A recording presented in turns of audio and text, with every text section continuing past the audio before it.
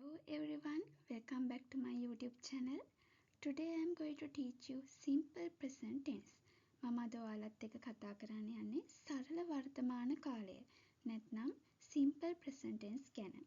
මම බලාපොරොත්තු වෙනවා මේ වීඩියෝ එකෙන් සරල වර්තමාන කාලය ගැන සියලුම කොටස් ඉතාම සරලව ඔයාලට කියලා දෙන්න.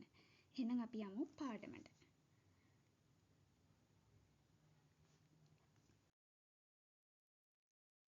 What is the simple present tense? මොකක්ද මේ simple present tense කියන්නේ? මම පහලින් පෙන්නලා තියෙනවා simple present tense වල definition එක. අපි කියවලා බලමු. The simple present tense is used to describe actions that happen in regularly, facts and truth. මේක කියන්නේ අපි පුරුද්දක් විදියට කරන ක්‍රියාවන්, කරුණු සහ සත්‍ය වශයෙන්ම සිදුවන දෙයක් විස්තර කරන්න සරල වර්තමාන කාලේ යොදා ගන්න පුළුවන් කියලා. අපි බලමු උදාහරණයක්. I go to school every day. මම හැමදාම පාසල් යනවා. මේකෙන් කියන්නේ මම හැමදාම කරන දෙයක්.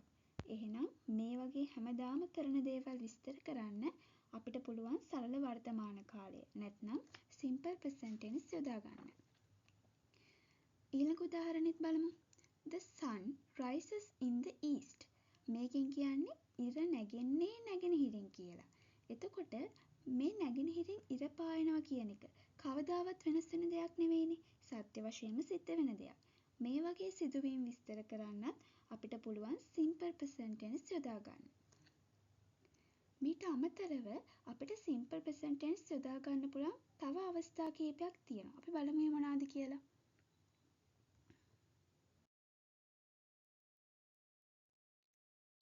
Number 1, habits and routines. Habits and routines කියන්නේ පුරුද්දක් විදිහට අපි නිතරම කරන දේවල්. උදාහරණයක් විදිහට she drinks tea every morning. ඇය හැම උදෑසනකම තේ බොනවා. එතකොට මේ තේ බොනවා කියන එක ඇය හැමදාම කරන දෙයක්. ඒ නිසා අපිට පුළුවන් simple present tense යොදා ගන්න මේ වගේ දේවල් විස්තර කිරීම සඳහා.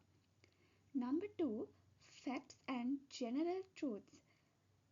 Facts and general truths කියන්නේ සත්‍ය වශයෙන්ම සිදුවන දේවල්. අපි ඉස්සෙල්ලත් මේ ගැන කතා කරානේ. The sun rises in the east. Water boils at 100 Celsius. මේ වගේ දේවල් කවදාවත් වෙනස් කරන්න පුළුවන් දේවල් නෙමෙයි. සත්‍ය වශයෙන්ම වෙන දේවල්. ඒ නිසා අපිට පුළුවන් මේ වගේ සත්‍ය වශයෙන්ම වෙන දේවල් විස්තර කරන්නත් simple present tense යොදා ගන්න. Number 3, schedules events. මේකෙන් කියන්නේ නියමිත සිදුවීමක් ගැන.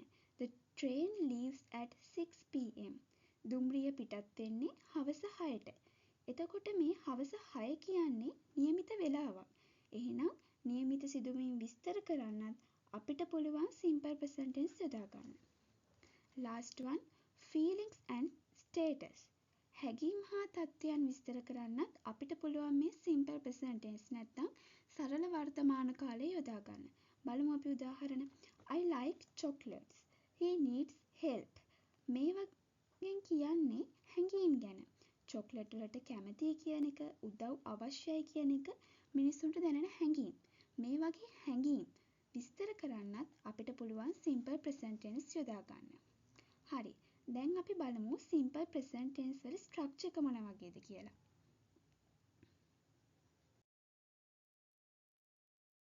ඔයාලට මම කොටු කරලා දක්වලා තියෙනවා structure එක.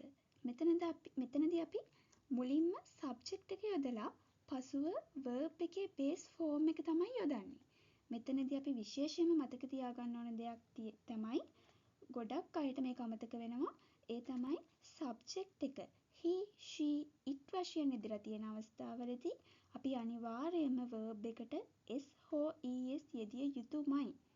මට ඒක පැහැදිලි කරන්න උදාහරණයක් මම අරගන්නවා. මෙතන මම verb එක විදිහට යොදාගෙන තියෙනවා play කියන වචනේ. අපි බලමු ඒකත් එක්ක. මෙතනදී I, you, we, they එක verb එක සාමාන්‍ය විදිහටමයි අපි පාවිච්චි කරන්නේ. හැබැයි subject එක he, she, it කියලා ඉදලා තියෙන අවස්ථාවකදී හැමතිස්සෙම අපි මතක තියාගන්න ඕනේ verb එකට s යොදන්න. එහෙනම් කොහොමද මෙතනදී verb එක යෙදෙන්නේ? එතකොට අපිට පුළුවන් he, she, it එක play කියන එක plays විදිහට යොදන්න. අපි බලමු තව උදාහරණ ටිකක්. They work hard. She works hard. මෙතන she කියන්නේ එක පුද්ගලයෙක්. ඒ නිසා තමයි අපි මේ work කියන එකට s එකක් යොදාගෙන තියෙන්නේ. I eat rice. He eats rice. he කියලා කියන්නේත් එක පුද්ගලයෙක්. ඒ නිසා තමයි අපි මේ eat කියන එකට s යොදාගෙන තියෙන්නේ. හරි. අපි එහෙනම් යමු ඊළඟ කොටසට.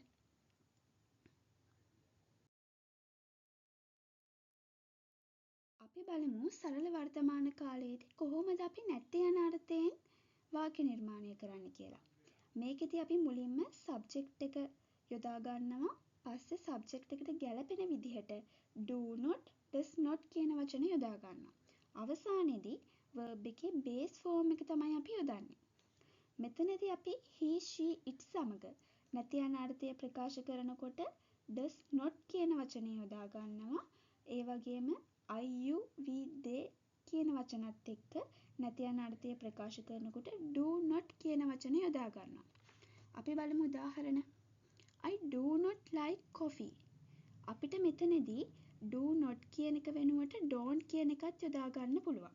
ඒකත් මතක තියාගන්න ඕනේ. He does not play football. ඔයාලා කැමති නම් මෙතනදී does not වෙනුවට doesn't කියන වචනයත් යොදා ගන්න පුළුවන්. ඒවා කෙටි ක්‍රම. අපිට එහෙමත් කතා කරන්න පුළුවන්. මෙතනදී අපිට විශේෂ දෙයක් තියෙනවා මතක තියාගන්න.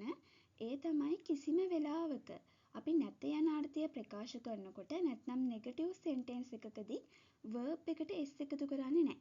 verb එක සාමාන්‍ය විදියටමයි තියෙන්න ඕනේ. ඒක අපි අනිවාර්යෙන්ම මතක තියාගන්න ඕනේ කරුණක්. ගොඩක් අය මේ දේවල් වරද්දනවා.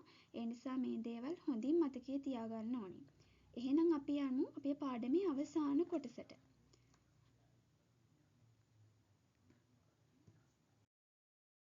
අවසාන කොටස තමයි questions. අපි මෙතනදී බලන්නේ කොහොමද අපි simple present tense පාවිච්චි කරලා ප්‍රශ්න අහන්නේ කියලා. මේක ගොඩාක් ලේසි කොටසක්. මම ගොඩාක් සරලව කියලා දෙන්නම්. මෙතනදී අපි ප්‍රශ්න අහනකොට ප්‍රශ්නයේ මුලට do හෝ does එකතු කරන්න ඕනේ. එච්චරමයි කරන්න තියෙන්නේ. හරිම ලේසි. මේකෙදි මතක තියාගන්න ඕනේ he, she, it එක්ක අපි ප්‍රශ්න අහද්දී අපි යොදාගන්නේ does. I, you, we, they එක්ක ප්‍රශ්න අහද්දී අපි යොදාගන්නේ do. අපි යමු උදාහරණ වලට. Do you like pizza? ඔබ පීසා වලට කැමතිද? you කියන වචනේත් එක්ක මම අපි ඉස්සෙල්ලා යොදාගන්නේ do කියන එක. අන්න එතකොට එන්න ඒ විදිහට තමයි අපි ප්‍රශ්න අහන්නේ. Do you like pizza? ඔබ පීසා වලට කැමතිද? ඊළඟ එකත් බලමු. Does she live in London? ඇය ජීවත් වන්නේ ලන්ඩන් වලද? මෙතනදී ඔයාලා බලනවා ඇති ඇයි මෙතන lives කියලා දැම්මේ නැත්තේ කියලා. අපි ප්‍රශ්න අහද්දී කිසිම වෙලාවක verb එකට s එකතු කරන්නේ නැහැ. කලින් වගේම verb එක සාමාන්‍ය විදියට තමයි තියන්න ඕනේ. ඒ නිසා තමයි මම මෙතන live කියන එක ඒ විදිහටම තිබ්බේ. ඒකත් ඔයාලා මතක තියාගන්න. එතකොට ප්‍රශ්නයක් අහද්දී නෙගටිව් සෙන්ටෙන්ස් එකක් හදද්දී අපි කිසිම වෙලාවක verb එකට s එකතු කරන්නේ නැහැ. මේ ටික තමයි අපිට simple present tense වල ඉගෙන ගන්න තියෙන්නේ. කීප සැරයක්ම වීඩියෝ එක බලලා ඔයාලා කැමති විදිහට නෝට් එකක් හදාගන්න. එතකොට ඔයාලට පුළුවන් පහසුවෙන්ම මේ පාඩම අවබෝධ කරගන්න. මම මේ දාලා තියෙන ප්‍රශ්න ටිකට ඔයාලට පුළුවන් උත්තර කමෙන්ට් කරන්න.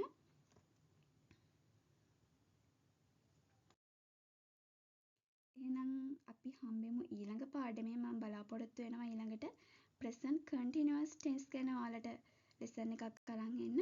අපි ඉක්මනින්ම හම්බෙමු. එහෙනම් thanks for watching.